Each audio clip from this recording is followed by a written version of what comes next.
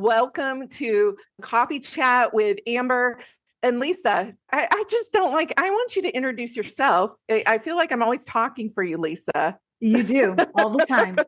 I just sit back and let it happen at all times.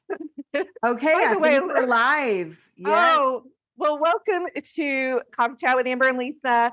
And we're excited about being here today, just chatting away with our good friend, Maureen Miller, the flower girl herself. Every time I see Maureen, I think of that song from the 60s, the I love the flower girl. I don't know why. I think of that song. I love it. Wait a minute, Amber. Wait a minute. Yeah. What is that song? It's the flower girl song. Have you heard of that? I love the flower girl. Have you? Oh gosh, everybody has to Google that song, Flower Girl, because they'll know why.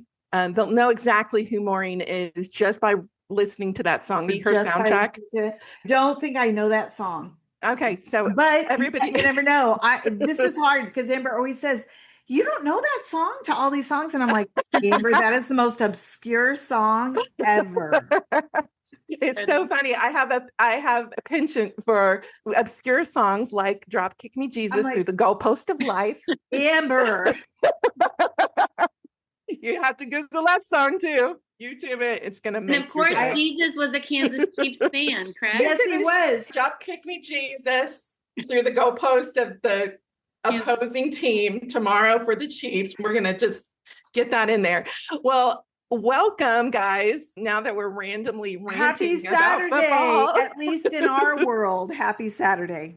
Well, there is so much stuff happening right now. It's like unbelievable. Besides, we want to give out a shout out to the girl on the Chiefs and the guy on the Chiefs, Taylor and Travis Kelsey, official. I'm looking forward to that wedding date. It's like a royal wedding, right? Are they getting married in North Carolina at the Biltmore or something? I don't know. I have no idea. I've heard that. All I know is in Kansas City, we let our famous people just live normal lives. If they were to come to Kansas City, most people would be respectful.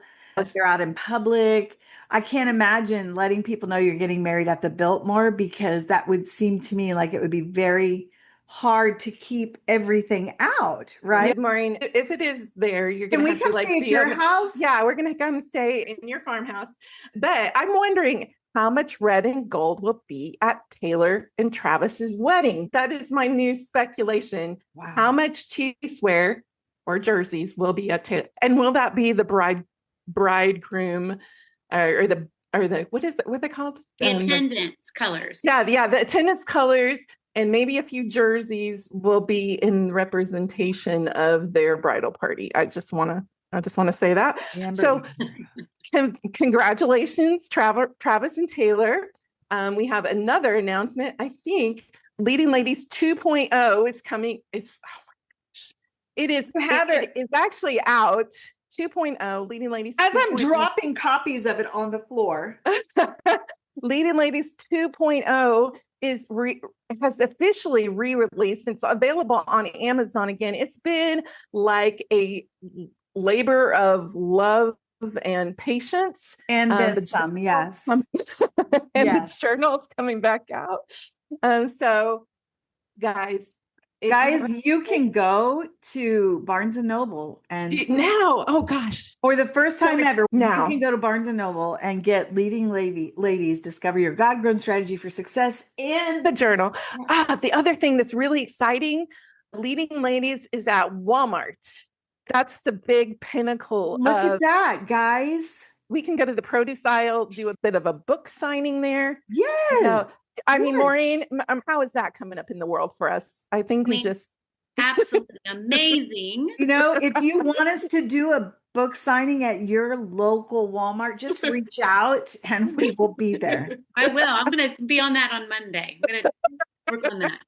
Well, we need to jump into our conversation with our guest. Amber, why don't you tell everyone a little bit more about our guest, Maureen Miller? Oh, I love Maureen. I think she's just a magnet girl, but also she is a homesteader, which I really love. She is an award-winning author, a novelist. Gideon's book just How long has it been out, Maureen? It released in May. Yeah. So you have already racked an award for that. Didn't you? Isn't that amazing? I mean, for goodness sake. It's a fiction novel, right? Yes, unbelievable. It's just amazing. And you were there, Amber, when I just was like ugly crying. She was ugly crying. She seriously was ugly crying. It was a moment. And when we won an award for leading ladies that very first time, I remember just feeling unbelievably, it was kind of surreal. Like people are recognizing this. And it was just you and me, Lisa, in our perspective places, reading this book aloud. And how long did it take you, Maureen, to put together Gideon's book? And I just want to also preface that with a little bit of an overview of the novel without giving away any spoilers. You want me to tell a little bit about it? In fact, I had to switch spaces because my internet wasn't good where I was. So I don't have my copy right on me. I just have it right near me. And see that beautiful little seal. Yeah. So Gideon's book, I'll start by saying a little bit. Your first question was, how long did it take to birth this book? And then a little bit about the book. This idea for Gideon's book was whispered to my heart in 2007. Oh. And the words that God whispered to my heart were the Bible by the bed. And that was actually my working title for years until God, in 2023, I guess it was, I'd already written my first draft, and I heard the Lord say I needed to start over because as much work as I had poured into it at that point, I didn't write quality fiction. And my first draft became an outline for my second draft, and it ended up being Gideon's book. But Gideon's book was whispered to my heart back in 2007. I didn't really start writing it till 2018. Signed a contract with Redemption Press in 2019, and then really earnestly wrote it for the next year and hit send on the first draft in 2020. And we all know what was going on in 2020. And apparently everybody was writing a book. Anybody that ever wanted to write a book. And it was in this waiting time of getting edits back and so forth that the Lord really began stirring in my heart. He knew he had to be with me because my first draft to me was my precious, and I couldn't imagine that it wasn't perfect. But he reminded me that we all have room to grow, and we will always have room to grow. But I knew pretty quickly that I needed to start over. So the story arc, the characters, the setting, some of it stayed the same, but a lot of it was tweaked for the second go around from 2023 to 2024. And 2024 was when I hit send again and then went through edits and so forth. So Gideon's book is a time slip. That means it's a dual timeline. It goes from current times like 2016 back to 1969. And it takes readers from Eden, North Carolina, which is a small town outside of Greensboro, about 4 hours, 3.5 hours from where I live in Western North Carolina, to Myrtle Beach, South Carolina. And has three main protagonists, but a fourth. He's a minor character, but he's everybody's favorite. Cassandra Billings is a contemporary character, and the time slip goes to Ava Jackson and Gideon, or Dion Stallings, as we call him. A Bible is discovered in a hotel bedside stand, a Gideon Bible. I hope that my book pays tribute to the Gideons International and their work of distributing Bibles worldwide for all these years. It's discovered by Dion Stallings when he's there on an architectural conference. And when he opens the Bible, he finds clues that someone has been in the Bible before. And if any of you, I'm sure you have gone to hotels and you find the Gideon Bibles by the bed, unfortunately less and less, but they're still in many hotels. Oftentimes you crack the cover and it's like it's never even been opened. And you just think, who has read this? But you can go on YouTube and all kinds of testimonies how Gideon Bibles transform lives. Yeah. And lives are turned around. And in this Bible is opened and it's very obvious that someone has been there. There's watermarked pages, markings in the margins and underlined words and little writings. And so that sets Dion Stallings on a journey to find who left the clues and save a life. Yeah. And that's what it's about. It really pays honor not only to Gideon's International, ultimately it pays honor to God's word, but it also pays honor and tribute to birth mothers. Oh, that's awesome. Adoptive mother and birth mothers are my heroes. Yeah. That's so cool. That is cool. And as you see, I don't know if other people are seeing, Maureen, you're caught in a time slip right now, which I see as only appropriate for this moment. Am I frozen?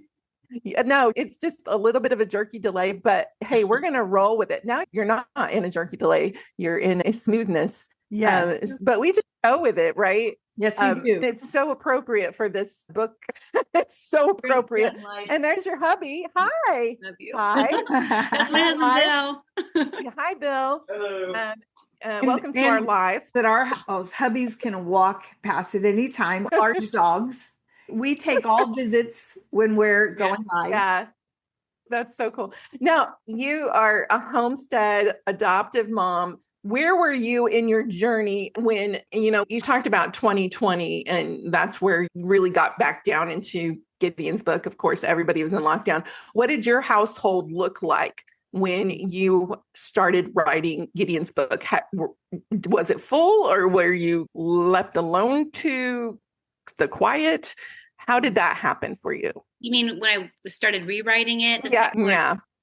So we have 2 adult sons, and those boys were living a lot of that in that time period away from our home. Yeah. As young adults.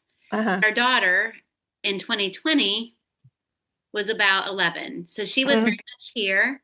I have a space outside of our home that I go to. It's a tiny house. It's my office. It's where I typically write and work. And I love it because I can just forget the laundry, the dust, the cat and dog hair, and just escape. We always have to return. But my life during that season was just primarily my husband, Bill, and my daughter, Allie, and then our animals. And of course, school for Allie was remote. So a lot of her work was just done on the computer.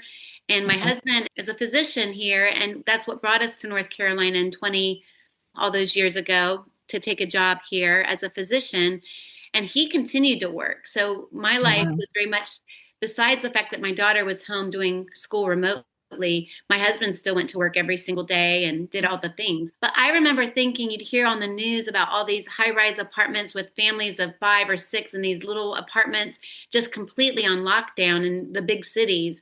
Pretty much every day when my husband got home from work, we would take a walk out here in the country where we live and just breathe that air. And we were so reminded of what blessings we have because so many people were suffering in that season. And we were able to really continue doing much of what we'd done before, which is to just enjoy and breathe deeply and be reminded of God's beautiful, extraordinary character and the creation all around us. It was a difficult season in some ways, but it was also a very good and beautiful season. And we learned to really count our blessings.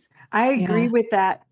Learning a lot during that season. I even recently had a conversation. You have people who remember that time period very differently. And some people are very angry still about what happened during COVID, about the lockdown and the not being able to be in public, or our kids not being able to be with your loved ones, especially maybe situations where loved ones were in a retirement home or some sort of a rehab facility and you couldn't touch them or be near them during those difficult times. But I like the fact that you found a silver lining during that time, because I feel like that is the way that our family got through that moment too. It was not easy. It wasn't what we wanted, but we do have the ability in this life to choose how we see things panning out. And sometimes that does make all the difference, even when so many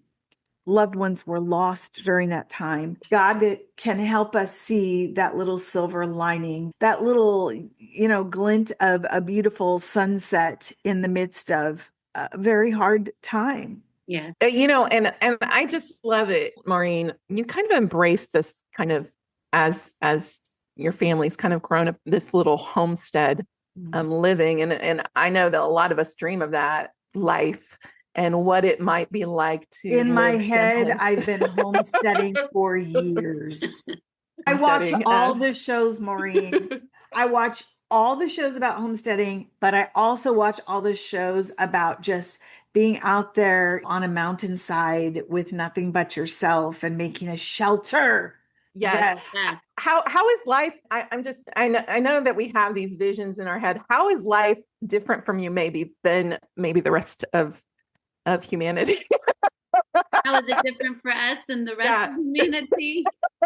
What is it really like to live your life in this way, in this place of just nature and farming? And it must be different. It must be a different kind of maneuvering you do through your day to day a little bit more. Yeah, and what I will just preface by saying, when we talk about homesteading life and so forth, people oftentimes will put a person who is a homesteader on a pedestal and think their life, they must have like extra hours in their day to make the bread and to grind the wheat after they've harvested it in their field, and the honey is coming from the honeycomb in their field. No, okay. So right now, we had some friends that were from out of town. A friend of mine that lives here asked me if she could bring her son and daughter-in-law and her visiting family to see our farm. And I was like, sure. They particularly wanted to see some farm animals. And right now we have 5 Highland cattle, which are the big, horned cows that are really fun to watch, but ours are not tame at all. You can't get within 5 feet of them, and they're wild beasts. And then we have 2 Nigerian dwarfs that are very friendly. They're like dogs, and they'll come right up to you. But I said, come on, but, just make sure you understand. I don't want you to have this vision that we have this all together, because currently we have a greenhouse, but our greenhouse is completely overgrown with nothing but weeds, and rosemary will survive in anything, I've learned. You need rosemary, I have it in abundance, I'll ship it. But that's the only thing alive in there, except for the mice that are living there. So I don't want people to picture it that like this perfect homesteading life. We still eat box mac and cheese sometimes, and just it's not like everything is homemade, but we have enjoyed seasons where we're able to do more of that whole food kind of living. And the reality is we love this life because we love animals, and our animals have been at times raised for food, like cows and sheep. But at this point, I tell people we have a geriatric farm, and it's not because we adopt these animals at an old age because we love them and have such compassion for them and we want them to live out their lives here. It's that we got them when they were young, and we're just doing something right because they continue to live. And now we have old cows, old sheep, goats.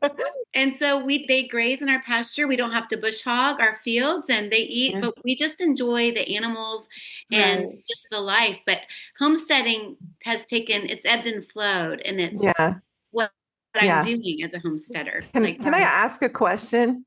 How much does it cost to raise a Highland cow? Because if you can give her the right price, she's putting one in her backyard.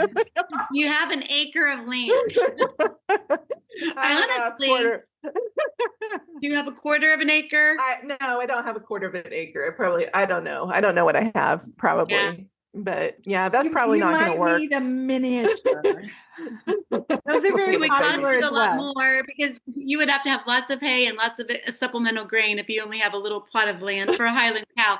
We have about 50 acres, and a lot of that is pasture, so they can graze. We don't have to feed a supplemental grain or hay until it gets cold outside and the grass starts to wither.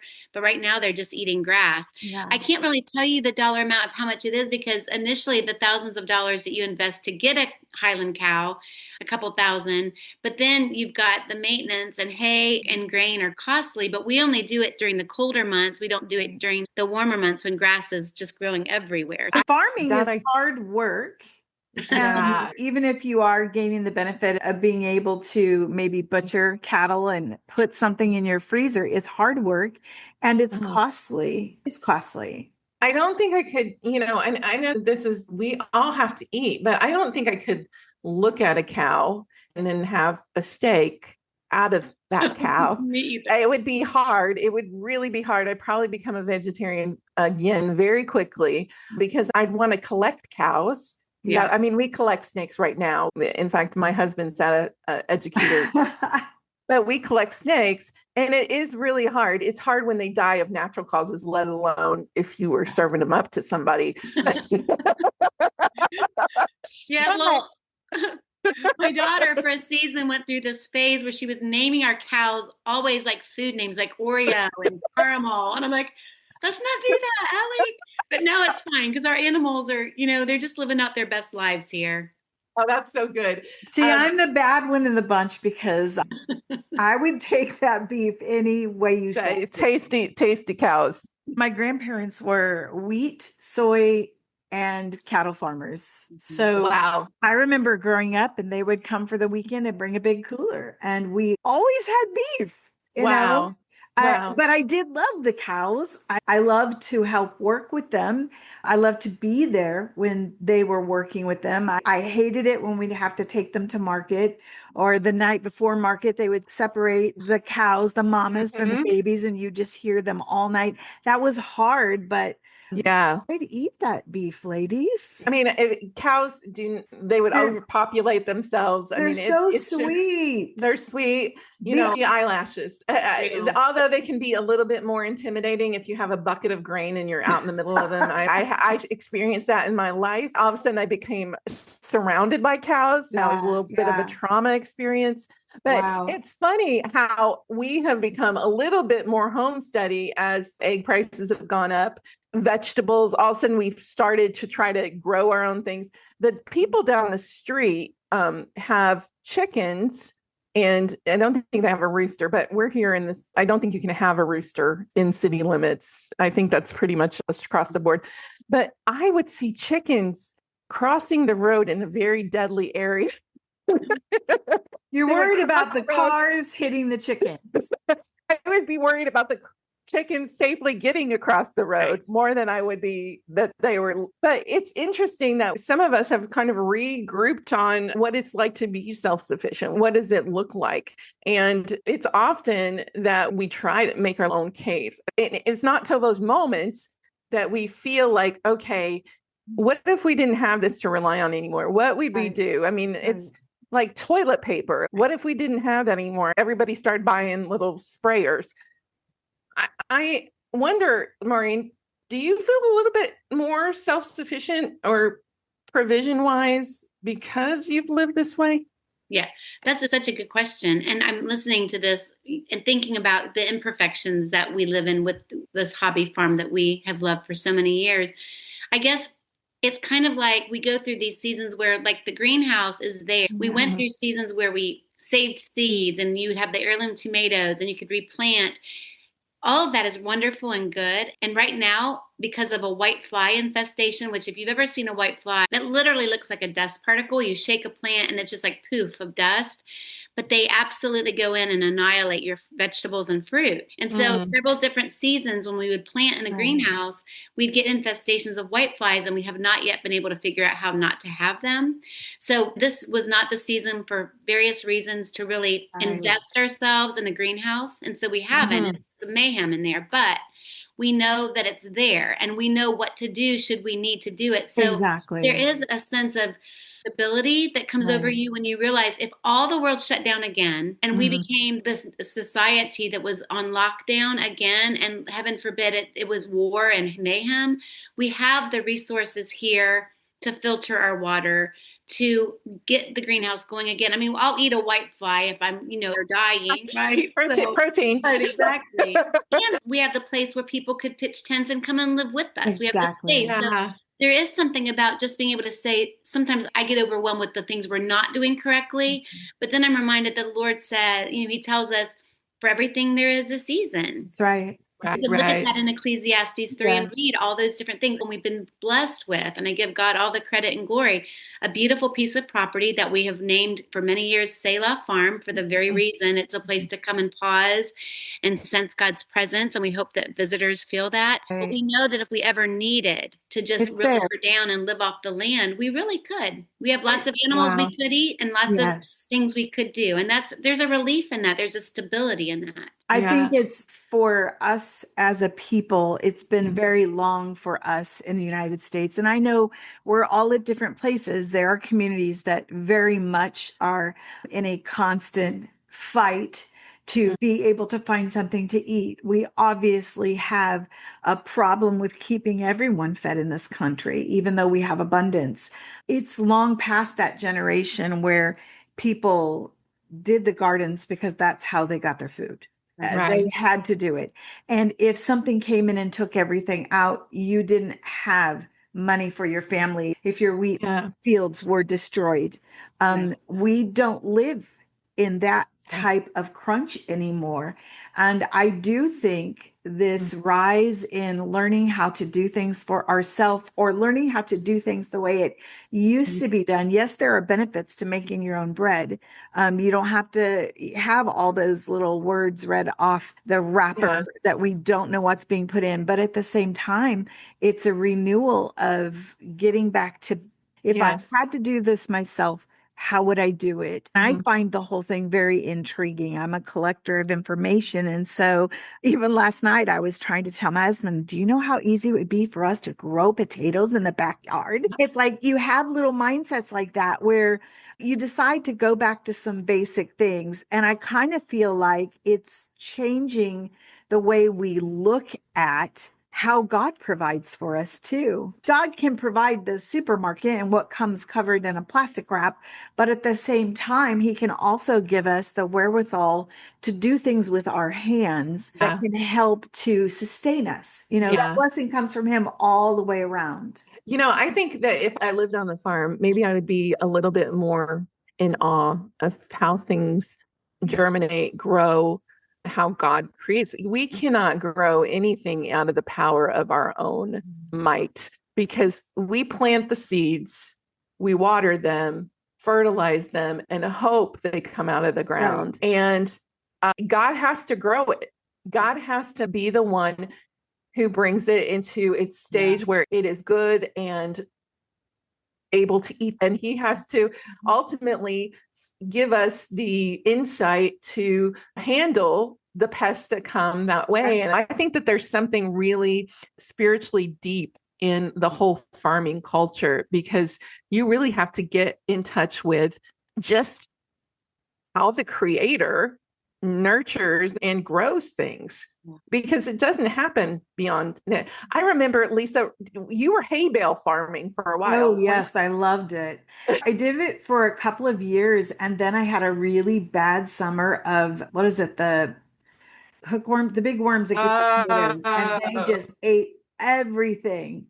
I was so upset with that process because it took a lot to invest in putting the bales together and making sure they break down appropriately to be able to plant and get nutritious food. But I loved it. I loved the concept of, we did string beans in the backyard the other summer. I mean, I'm constantly trying to find something that I can do like that, because I enjoy that. I know it's hard work, but I remember as a child watching my grandparents work so hard to do what they did with crops. And even after their children were all gone and the grandchildren were coming in town, my grandfather would bring his nephews from Oklahoma up to help do all the harvesting and the plowing and the planting. And I just remember there was this rhythm to life that, albeit hard, we were up early. We had to go to bed late. We cooked every meal from scratch. We took it out to the field for my grandfather and the nephews to work, to eat.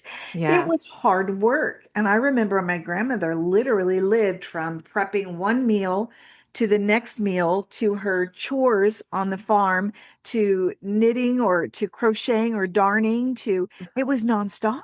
Yeah. Hard work. You didn't quit, but something about that makes my heart feel a little more settled, a little more at peace. It's a crazy thought, because I look at that and go, I would love to have 30 minutes to crochet just to make myself feel that calm, that peace. At the same time, I feel like the more technology we have, the more tools and gadgets we have, the more intensely insane our schedules get. And sometimes I long for that different kind of hard work from sunrise to sunset. I long for it. Yeah, it's interesting, because I think that as much as we want to embrace simplicity, I don't want to so a hole in a sock. And I'd rather buy a whole new bag of socks when I And we can't live find the in a left. time where we can. I say to my adult daughters all the time, y'all, do you have a sewing kit? I'll call and say, hey, can you give me the measurement? I'm making a new hat for so-and-so. Could you measure their head? And they're like, well, I don't have a measuring tape. And I'm like, you know what? Yeah. If it's the last thing I do this year in your stockings, you're all getting sewing kits. You're going to learn. You're going to learn.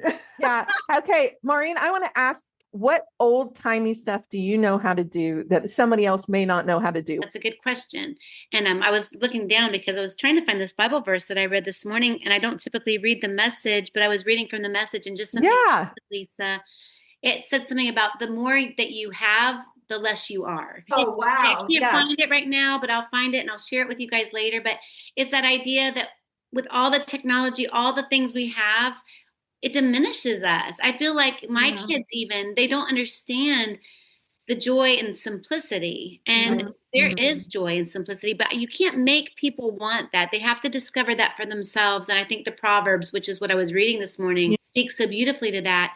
But some things, I mean, I know how to hem a pair of pants by hand. My kids don't know how. They'll be handing me pants to hem, and I can use my sewing machine, and I usually do.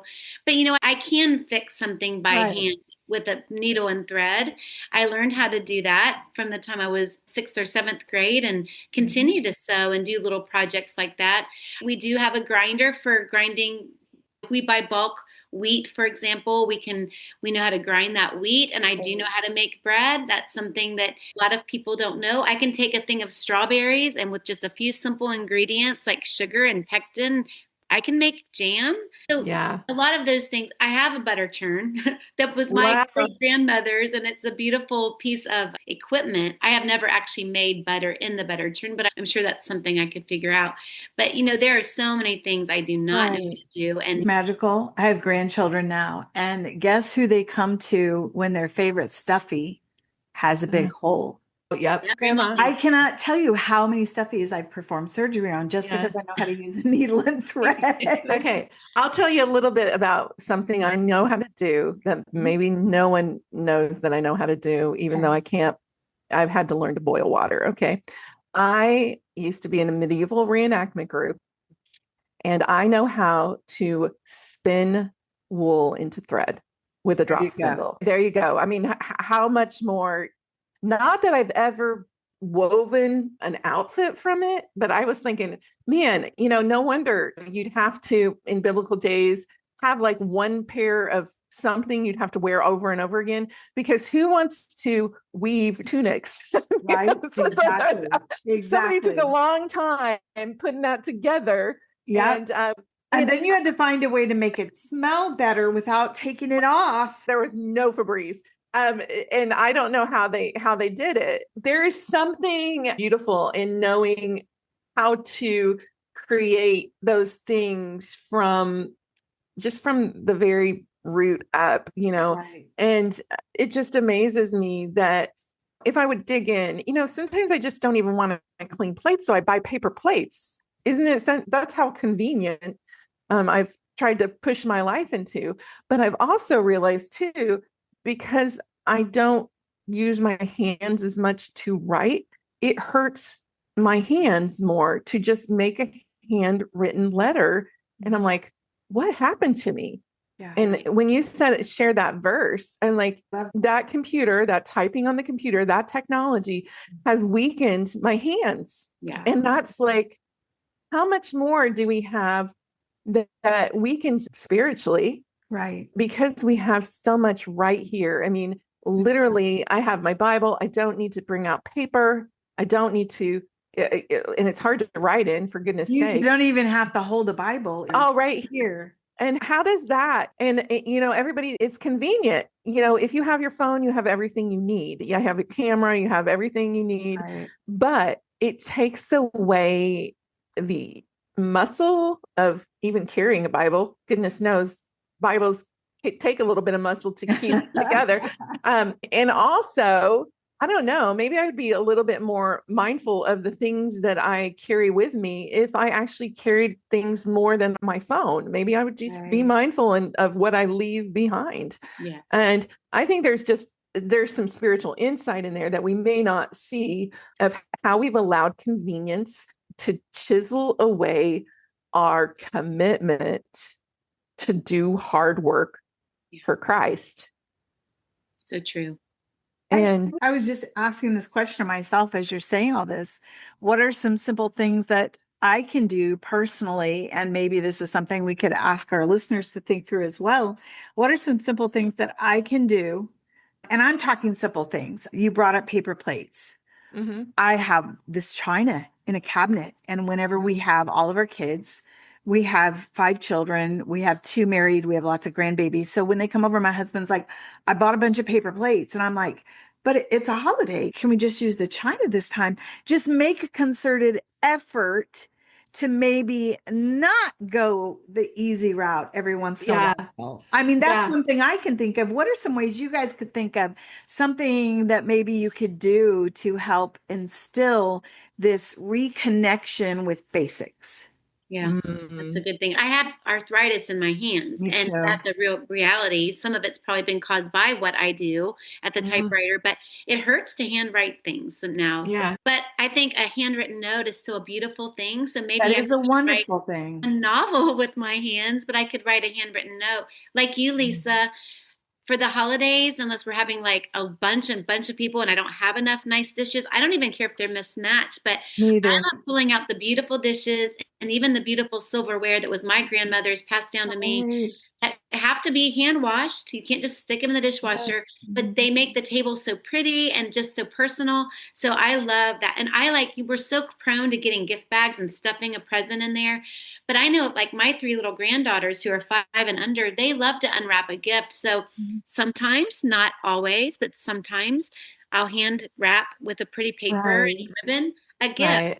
And again, I don't think we should get caught up on that being our expectation, because then when we fall short of that, we feel like we have failed. Exactly. And the bag isn't easy. I recycle them. I've got a mazillion, so I can just go grab one. I love that idea of just finding ways to be intentional. Maybe simple little things. Also, a lot of people, I look at what I surround myself with, even. There's very little that we own as a married couple, as a family, that didn't come from someone else or wasn't used by someone else. And that isn't something we set out to do with intentionality. It's just a way of life. And I enjoy that now. When I was younger, I may have wanted all those brand new things, but now I look at what's around me and I go, that was my auntie's, that was my grandmother, that was my great grandmother's. And you know what? There's beauty in that. I am vibing right with that, because I have the most intentional connection with the things that connect me to other people, the things that I see. Every time I go to my coffee bar and I drink a cup of peppermint tea, I think of you, Maureen. There is certain things that are in my home that they connect intentionally to moments in my life or people that I have to stop and remember. A lot of times we get caught up in not remembering, but I love, because it's all connecting back to Gideon's book, because that was a Bible passed through these generations, people writing and writing their insight into it. I have a piano that was given to us by a friend. I don't play the piano. I can play a good chopsticks, maybe, probably middle, moderate. But the beautiful thing of that piano is it went through a tornado, and it has some of the keys on it chipped, and it has still glass in some of the keys. But it stayed in tune. And the only thing that was on that piano when that tornado ripped through their house and it turned it into a dollhouse was a Bible. Wow. And every time I look at that piano, it reminds me of God's faithfulness in the storm. Yes. And it's in those moments where we pause and think of the story that God really flips that story and says, okay, look here. I'm still that person. I still carry the identity that you may have forgotten in the busyness of life. But remember that Bible on this piano that went through this storm. You see the storm, you see the chips, you see the glass, but it stayed in tune. Yeah. What in the world? It stayed in tune. Yeah. And it didn't get carried away with the storm that ripped the whole house in half. Yeah. And it's just those stories. It's just those stories. And that's why I love about just simplicity and heirloom faith, where we stop throwing the baby out with the bathwater of just getting a new thing every day and just remembering the things that we are connected with, and it has a spiritual depth to it. I have a big tendency to take things that were passed down and put them up in a shelf so they won't get broken. I never use them again. Yeah. And it's only when I pull those off the shelf and I use them that I really think about what they mean and think about how they pass down through generations. And it means a lot. It means a person. It means a face. It means a person I've connected with deeply. Exactly. I don't know. I just have loved this conversation because it makes me reconnect with the mindset we've got in has become so disposable that we fail to take the heirlooms off the shelf, the heirlooms of faith, those heirlooms of promise, and carry them through our day and remember what God has spoken to us that he continues to do. Beautiful. Amen. Oh gosh, thank you so much, Maureen, for bringing that word to us today. Wow, I'm kind of like, I've been reminded that I've just met Lisa for the first time, and I've known Amber for just a little while, but we've connected so deeply, how much we have in common. I mean, the love for Jesus, yes, but just the love for heirlooms, the love for simplicity, the belief that we need to get back to the simple to really live with freedom. Right. And if we can find ways that God will just enable us to help others coming along behind us to see that. I think that's a beautiful thing. So good. I think it's hard for generations right now that are coming after us to even understand that concept. And the more we can do, I know my kids, they tease me, but I'll be, driving out past farmland and I'll say, oh, look at those soybeans. It's almost time to harvest. And this is a time of year where they're dry in the field right now, if they haven't already been harvested. Or I'll look at a tree and say, that's an elm tree. And then the realization to me that they laugh and they go, oh, Mom, you and your trees, or you and your birds. Oh, gosh. Who's going to tell them what kind of tree it is? Our road trip, remember, we had to pull off. Lisa said, pull off the road. I got to touch this cotton. Hey, there's nothing like a beautiful round bale in a field. And my children laugh at me too, Lisa. But now they know when they see them, they'll send me a picture because they know that it means so much to me to just see it. It touches my heart. And for me, I'm like, you know what? I've had this thought, and I'm not trying to turn this into a morbid closing moment, but if we don't keep telling people what the trees are so they can identify them, I'm like, there's generations that don't know these things, and they don't care to know that when you're driving this way, you're going southwest. Right. It's like little things like that. I fear that we're losing a little bit. Yeah. And there is such a blessing in being able to just think of those things, know those things, walk this earth. Yeah. I know that when we focus on the nurturing aspect of God, we become better stewards of ourselves and what we have. And, stewards of our relationships. And it's not intentional. It's just the pace of life and how it can take us by storm. And we turn around and it's 6 months gone. And I have to have intentional moments of looking at the beauty around me, even if it is a cove that I have to cut out myself. And I have to intentionally look at the trees. I have to intentionally look at the flowers. I have to be intentional in this time because I will lose sight of what matters. And I remember, honestly, it's Breast Cancer Awareness Month, guys. If you didn't know that, go get checked. If you haven't, I had waited 10 years to get rechecked. And one of the things that God dropped in my heart, because he said, it's time you took care of yourself. It is time you stewarded what I've given you And that ended up in a scare for me. And it's, it was something that they found that could have turned bad if I would have let it go. But it's made me more intentional in that diagnosis of this thing needs to come out. Mm-hmm. I need to be a steward of the thing that God has given me and everything around me. And it means not living in a consumer throw mindset. Yeah. I am not disposable. You are not disposable.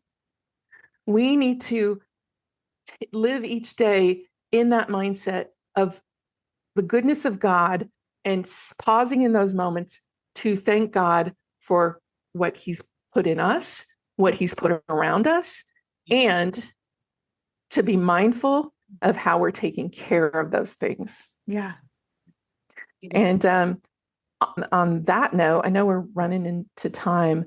Could you pray for us as we close out in the stewardship of our heirlooms, the things that matter most? Yeah. Why don't you just pray and close out over our time together? I love that. Thank you. Let's pray. Father, you are a good and faithful Father, and we can see your extraordinary character all around us, just the simple, ordinary things of life. And your word says that the eyes of the Lord range the whole of the earth to find those whose hearts are fully devoted to him, that he might show himself faithful on their behalf. And I know that you find such delight when we look out, we look at people, no matter who they are, where they come from, their lifestyles, anything at all, but we see that you created them on purpose, that they're precious in your sight.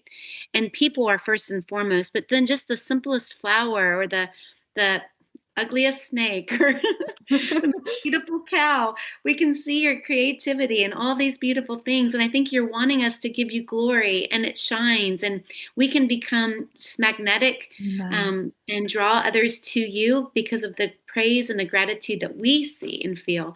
And Father, you are a God of history. Your word is a historical, accurate, beautiful book. It's timeless, yes, but it's history. And therefore, with the history that we read in your word, the history that we see in our own country, in the founding of our country and the creation of the world, coming down to those heirlooms, those pieces that have been passed down to us by generations, all of this points back to your character. And I just believe and see it so beautifully. This conversation has been so beautiful to remind us of that. And I pray that we will just be light shining forth for the generations that are behind us that need to be reminded, that need to be taught, that need to just even have the spark ignited inside of them, that they see and find value in the simple things.